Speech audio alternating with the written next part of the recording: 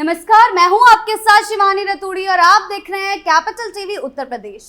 अखिलेश यादव की राजनीति पर लंबे समय से ये आरोप लगता रहा है कि वे धर्म और जाति के चश्मे से ही सत्ता की कुर्सी तक पहुंचने की कोशिश करते हैं। विशेषकर हिंदू मतदाताओं को लेकर उनके बयानों पर अक्सर विवाद उठता रहा है, जिससे एक तबके में उनके प्रति असंतोष साफ दिखाई देता है। वहीं दूसरी ओर मुस्लिम समुदाय के बीच अपनी पकड़ बनाए रखने के लिए अखिलेश यादव लगातार ऐसे राजनीतिक दांव चलते रहे जो उन्हें बार बार कटघरे में खड़ा करते हैं। चाहे एआईएमआईएम का आरोप हो कि वो मुसलमानों का केवल चुनावी इस्तेमाल करते हैं, या फिर हालिया मामला जिसमें एक मौलाना ने उनकी पत्नी डिंपल यादव पर अभद्र टिप्पणी कर दी, उसके बाद भी अखिलेश का रुख मौलाना के प्रति नरम दिखा। यही वजह है कि अब सवाल उठ रहे हैं कि क्या अखिलेश यादव सच में सभी धर्मों के लिए समान सोच रखते हैं, या फिर मुस्लिम वोट बैंक को साधने की रणनीति ही उनकी राजनीति की असली धुरी बन चुकी है। इस पूरे विवाद ने सियासी हलकों में एक नई बहस को जन्म दे दिया है कि क्या अखिलेश अब अपनी ही राजनीति के मकड़जाल में फंसते जा रहे हैं। आइए जानते हैं इस पूरी कहानी को विस्तार से।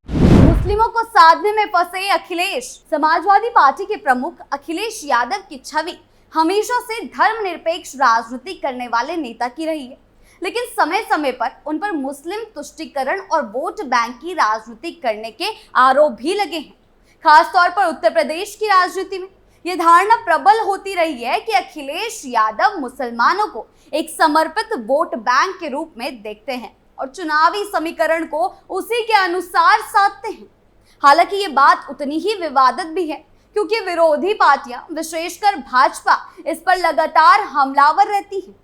इसी पृष्ठभूमि में हाल ही की एक घटना ने इस विवाद को और भी ज्यादा हवा दी है, जब डिंपल यादव के मस्जिद दौरे और उनके पहनावे पर ऑल इंडिया इमाम एसोसिएशन के अध्यक्ष मौलाना साजिद रशीदी ने आपत्तिजनक टिप्पणी कर दी थी।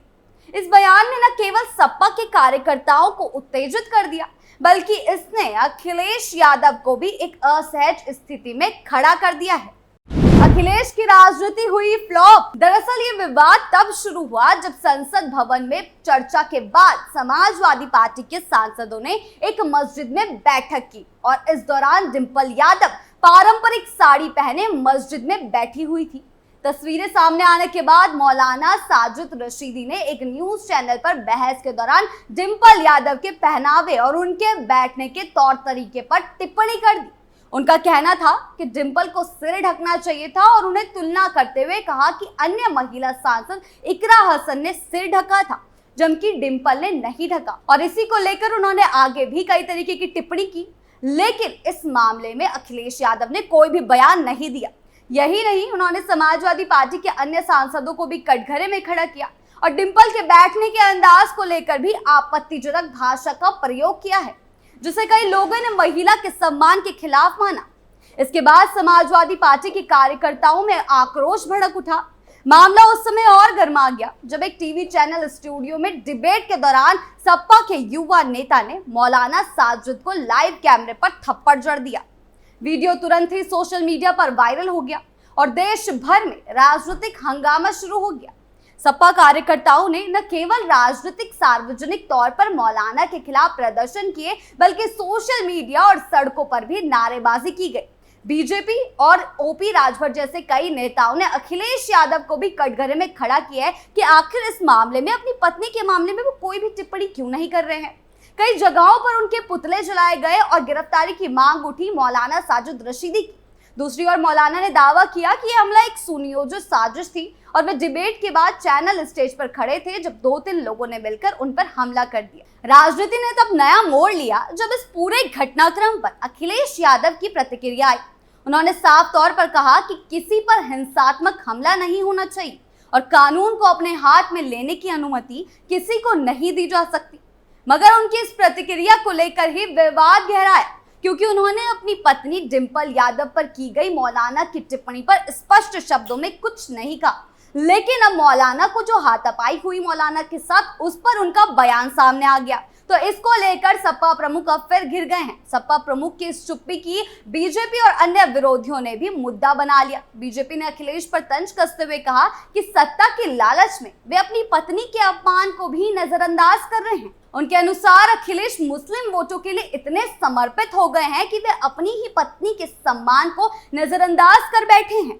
बीजेपी नेताओं ने संसद में प्रदर्शन करते हुए ये सवाल उठाया कि जो व्यक्ति अपनी पत्नी की गरिमा की रक्षा नहीं कर सकता, वे प्रदेश की महिलाओं की सुरक्षा कैसे सुनिश्चित करेगा। मौलाना के खिलाफ लखनऊ के हजरतगंज थाने में एफआईआर दर्ज हो चुकी है और उत्तर प्रदेश महिला आयोग ने उन्हें नोटिस भी भेजा है। इसमें साफ लिखा गया है कि किसी भी महिला, वह सांसद हो या आम नागरिक के पहनावे पर इस तरह की सार्वजनिक टिप्पणी बर्दाश्त नहीं की जाएगी। अखिलेश हमेशा फंस जाते हैं, कभी हिंदुओं के खिलाफ बयान देते हुए तो कभी मुस्लिमों को साधने की कोशिश में भी वो उल्टा घिर जाते हैं। एफआईआर में धार्मिक आधार पर विद्वेष फैलाने और महिला की गरिमा को ठेस पहुंचाने जैसी धाराएं साजिद रशीदी के खिलाफ प्रमुख हैं। इसके बावजूद मौलाना अपने बयान पर कायम है और उन्होंने सफाई दी है कि उन्होंने किसी की निंदा नहीं की, बल्कि परंपराओं का पालन करने की बात की थी। पूरे मामले का सबसे चौंकाने वाला पहलू यही रहा कि अखिलेश यादव ने न मौलाना के बयान को स्पष्ट रूप से निंदनीय बताया और ना ही अपनी पत्नी के पक्ष में मजबूती से कोई भी बयान दिया। उन्होंने सिर्फ कार्यकर्ताओं की हिंसा को अनुचित बताया। इससे यह धारणा और भी मजबूत हुई कि अखिलेश यादव मुस्लिम वोट को नाराज नहीं करना चाहते और इसीलिए वे मौलाना को सीधी आलोचना करने से बच रहे हैं और यही बात पर बीजेपी बार बार सवाल उठा रही है। साथ ही एआईएमआईएम भी पहले ही आरोप लगा चुकी है कि अखिलेश यादव मुसलमानों का इस्तेमाल केवल वोट के लिए करते हैं। जब एआईएमआईएम से उनके रिश्ते बिगड़े तो यह आरोप और भी अधिक चर्चा में आया था। मस्जिद की बैठक और अब इस टिप्पणी कांड के बाद यह स्पष्ट होता जा रहा है कि अखिलेश मुस्लिम राजनीति के उस दलदल में फंस चुके हैं जिससे बाहर निकलना उनके लिए अब बेहद मुश्किल हो सकता है। राजनीतिक विश्लेषकों का मानना है कि ये पूरा विवाद समाजवादी पार्टी की छवि पर गहरा असर डाल सकता है, खास तौर पर 2027 के विधानसभा चुनावों के परिप्रेक्ष्य में। अखिलेश को अब ये तय करना होगा कि वे नैतिक राजनीति के पक्ष में खड़े होंगे या वोट बैंक के दबाव में ऐसे मुद्दों पर चुप्पी साधे रखेंगे।